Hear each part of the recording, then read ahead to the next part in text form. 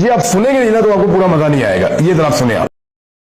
क्या गाजा और फलस्तीन हजरत उमर ने फतह इसलिए किया था कि वहां बच्चा बच्चा खाने को तरसे, औरतों की इज्जतें लुटती रहें, बूढ़े भूख से एड़ियां रगड़ रगड़ कर मर जाएं, हामला माओं के पेट चीर दिए जाएं, नौजवानों के हाथ आंखें गुर्दे निकाल लिए जाएं, मजलूमों को जिंदा आग में डाल दिया जाए और उम्मत मुस्लिमा खामोश रहे।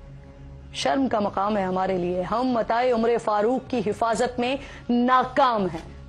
2 अरब मुसलमान हैं लेकिन कोई एक मिसले उमर फारूक नहीं जो फलस्तीन में बरसते गोलों को रोक सके, जो इसराइल से उसके जुल्म का हिसाब ले सके, जो अमेरिका की आंखों में आंखें डालकर बात कर सके। ईरान इसराइल जंग में ईरान ने साबित कर दिया कि इसराइल नाकाबिले तस्खीर नहीं है।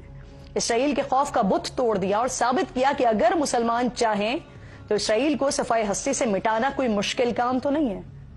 याद रखिए कि आज सारी मुस्लिम दुनिया गुलामी उमर फारूक, तर्ज हुक्मरानी उमर फारूक को छोड़ने का नतीजा भुगत रही है। जो खौफ मुस्लिम दुनिया में इसराइल और अमेरिका का है ना, शायद इससे ज्यादा, इससे कहीं ज्यादा खौफ सारी दुनिया में रोम और फारिस की सल्तनतों का था। फारिस पूरी कायनात का सबसे बड़ा खजाना रखने वाली रियासत थी, जिसके जंगजू लाखों में थे, जिनके पास जदीद तरीन हथियार थे।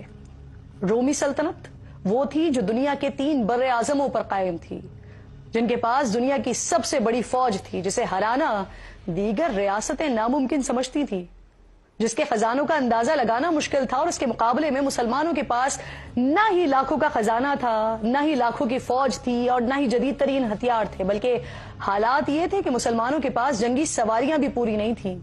लेकिन वो फैज़ उमर था, वो निगाह उमर थी कि जिसने ऐसे सिपाही सालार पैदा किए, फौज में वो जज्बा और वो वलवला पैदा किया, वो यकीन खुदाबंदी उनके वजूद में डाल दिया कि जिन्होंने बड़ी से बड़ी ताकत को अपने आगे जमीन बोस कर दिया। हजरत उमर फारूक रदी अल्लाह ताला अन्हु की बाकिरदार क़यादत में चंद हजार मुसलमानों की फौज ने सिर्फ सादा तलवारों और नेजों से रोम और फारिस से जंगें जीती और उस वक्त की 2 सुपर पावर्स को तहस तहस करके रख दिया। आज भी ये मुमकिन है, जिसकी एक झलक हमें ऑपरेशन बुनियानुम मरसूस पे नजर आई कि कैसे अपने से 5 गुना बड़ी फौज को हमने शिकस्त से 2-4 किया। टेक्नोलॉजी से लेकर ऑपरेशनल हिकमत अमली तक, बयानिए से लेकर सिफारतकारी तक, हर सतह पर भारत को रुसवा करके रख दिया। लेकिन हमें कौम के साथ साथ मिल्लत के मफादात के तहफ़्फ़ुज़ की भी जरूरत है।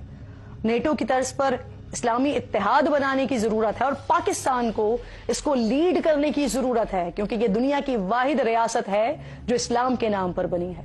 ये वाहिद इस्लामी रियासत है जो एटमी कुव्वत है। वरना याद रखिए कि कल भी ये ताकतें हमें आपस में लड़वाना चाहती थी, चाहे वो नाम अमेरिका नहीं था,